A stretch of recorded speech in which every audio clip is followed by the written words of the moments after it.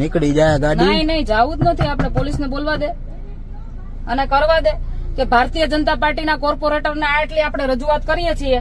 Phone એને જ કર્યો, બરાબર. આપણે એના સિવાય કોઈને ખબર નથી. આપણે અહીંયા આ લોકોની અરજી સાંભળવા આવ્યા છીએ, તો આપણે આ લોકોને અહીંયા મોકલા કોને? પાણો લીએ જો, પાણા લીધા બધા. કઈ વાંધો નહીં, તોડી નાખશે, લાગશે આપણને ના, પણ બીજું કઈ નહીં. લીવર માર દો ભાઈ. નીકળી જાય ગાડી તો લીવર મારવા દો.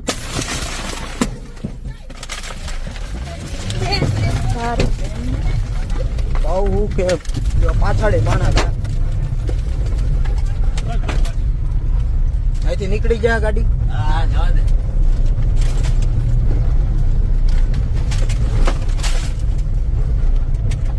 પોલીસ સ્ટેશન લઈ લે. તો મિત્રો, રાજકોટ જિલ્લાના ગોંડલમાં આમ આદમી પાર્ટીના પ્રદેશ સંયુક્ત સચિવ જિગીશા પટેલ ઉપર હુમલો થયો છે.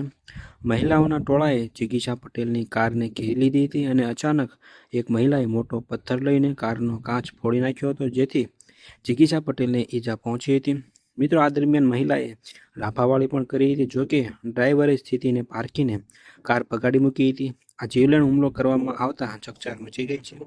હુમલામાં ગંભીર રીતે ઘવાયેલા મહિલા નેતાને સારવાર માટે તાત્કાલિક હોસ્પિટલ ખસેડવામાં આવ્યા છે. મિત્રો, આ પથ્થરમારાની ઘટનાનો લાઈવ વિડીયો પણ સામે આવ્યો છે. તો મિત્રો, આ સમગ્ર બનાવ કેવી રીતે બન્યો એની વિશે આપણે વાત કરીએ તો મિત્રો, આ ઘટના ગોંડલના ઘોઘાવદર રોડ ઉપર આવેલા સરગમ પાર્ક પાસે બની હતી. જિગીશા પટેલ પોતાની કારમાં જઈ રહ્યા હતા ત્યારે અજાણ્યા શખ્સોએ તેમની કારને આંતરી હતી.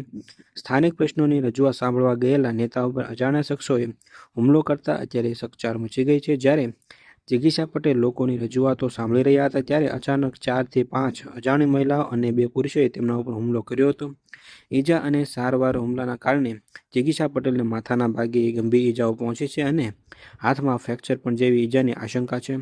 મિત્રો, આ ઘટના બાદ લોહીલુહાણ હાલતમાં તેમને સ્થાનિકોની મદદથી ગોંડલ સિવિલ હોસ્પિટલમાં ખસેડવામાં આવ્યા હતા. તેમની હાલત નાજુક જણાતા પ્રાથમિક સારવાર બાદ વધુ સારવાર માટે તેમને નજીકની હોસ્પિટલમાં ખસેડવામાં આવ્યા છે.